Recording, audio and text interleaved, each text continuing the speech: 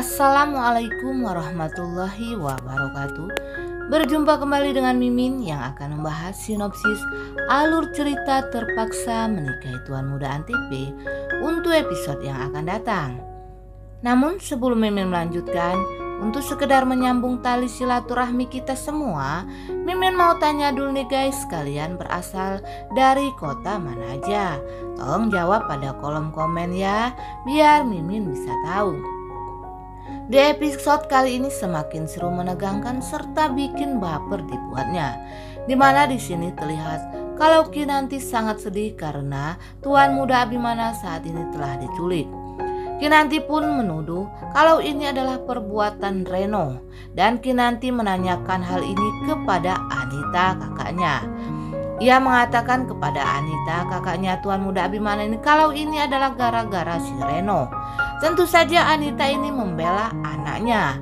Ia marah kepada Kinanti karena sudah menuduh Reno lah penyebab semua ini. Sementara itu, saudara tirinya Tuan Muda Abimana yang telah menculik Tuan Muda Abimana ini merasa sangat senang karena ia sudah berhasil menculik Tuan Muda Abimana dan menyiksa Tuan Muda Abimana.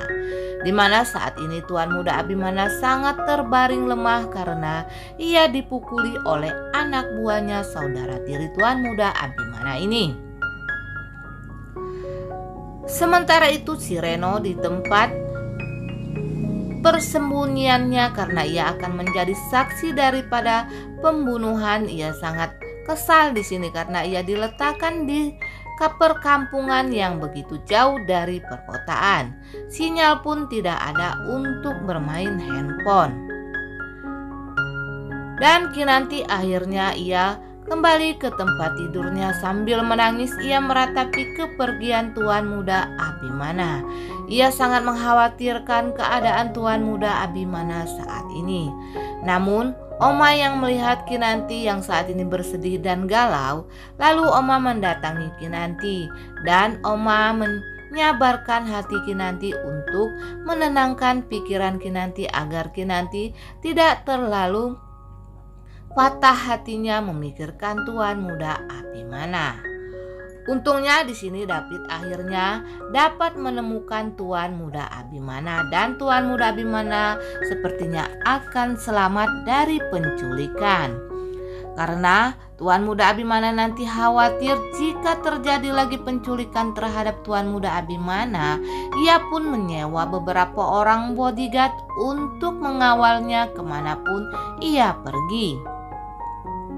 Dimana pada episode sebelumnya diceritakan kalau Tuan Muda Abimana ini akan pulang ke rumahnya.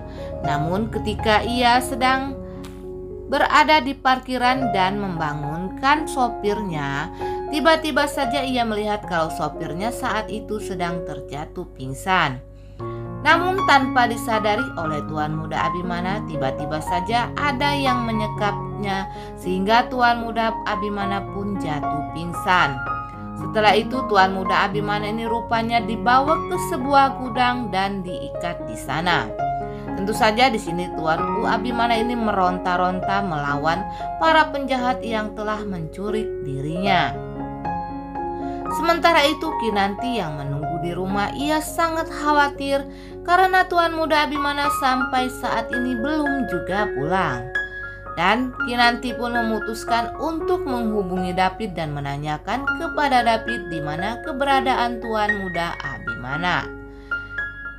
Di mana David yang saat ini sedang berada bersama Amanda, ia mengatakan kalau ia tidak tahu keberadaan Tuan Muda Abimana karena ia saat ini sedang berada di rumah Amanda. Mendengar kabar dari Kinanti, David pun khawatir akan terjadi sesuatu kepada Tuan Muda Abimana. Lalu David ini memeriksa ke kantornya Tuan Muda Abimana, namun David tidak menemukan Tuan Muda Abimana di sana. Dan David hanya bertemu dengan sopirnya Tuan Muda Abimana. Sopir itu pun mengatakan kalau ia waktu itu jatuh pingsan karena ada seseorang yang memukulnya dari belakang. Dan ketika ia terbangun, Tuan Muda Abimana sudah tidak ada lagi. Dan tiba saja di situ Kinanti datang ke kantornya Tuan Muda Abimana untuk menanyakan keberadaan Tuan Muda Abimana. Dan David akhirnya mengatakan kepada Kinanti kalau saat ini Tuan Muda Abimana sudah diculik. Tentu saja di sini Kinanti merasa sangat khawatir. Ia pun menangis sedih. Dan Oma juga yang berada di rumah, ia melihat keadaan rumah yang saat itu sepi dan menanyakan kepada Bi Jumi kenapa rumah saat ini sepi sekali. Bi Jumi pun mengatakan kalau Anita sedang menemui si Reno anaknya, sedangkan Kinanti tadi pergi keluar, kata Bi Jumi ini kepada Oma. Lalu Oma menelpon Kinanti menanyakan keberadaan Kinanti. Kinanti yang saat ini sedang galau, ia pun bercerita kepada Oma kalau Tuan Muda Abimana saat ini sedang diculik. Duh guys, tentunya di sini Oma merasa sangat khawatir. Lalu Kinanti bersama dengan David akhirnya mengadukan hal ini kepada polisi. Kinanti dan David mengatakan kalau Tuan Muda Abimana saat ini sedang diculik.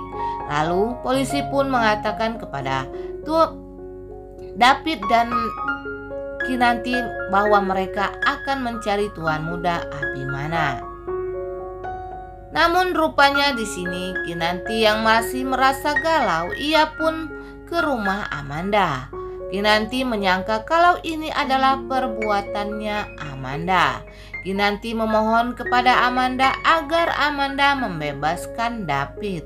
Tentu saja di sini Amanda tidak tahu. Amanda pun turut bersedih dan menangis ketika Kinanti menanyakan di mana keberadaan Tuan Muda Abimana. Di mana saat ini Kinanti sedang bersujud menangis memohon kepada Amanda untuk melepaskan Tuan Muda Abimana. Tiba-tiba saja datang David ke tempatnya Amanda. Lalu David pun mengatakan kepada Kinanti yang saat ini Kinanti sedang menangis kalau Amanda memang benar tidak mengetahui di mana keberadaan Tuan Muda Abimana. Duh guys, di sini tambah sedihlah Kinanti kalau ternyata Amanda tidak menculik Tuan Muda Abimana. Begitu juga dengan Amanda, ia sangat khawatir akan keberadaan Tuan Muda Abimana saat ini. Meski ia saat ini sedang tidak bisa berjalan, namun seandainya ia bisa berjalan, ia akan turun mencari Tuan Muda Abimana. Lalu David datang lagi ke tempatnya Amanda dan menyabarkan Amanda. Sementara itu Oma di rumah di sini merasa sangat sedih mengetahui kalau Tuan Muda Abimana telah diculik.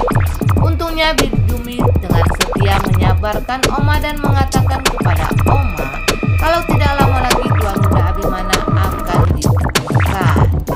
Nah guys, Mimin kira sampai di sini dulu. Apabila ada kekurangan dan kesalahan kata dari Mimin mohon maaf. Mimin akhiri, wassalamualaikum.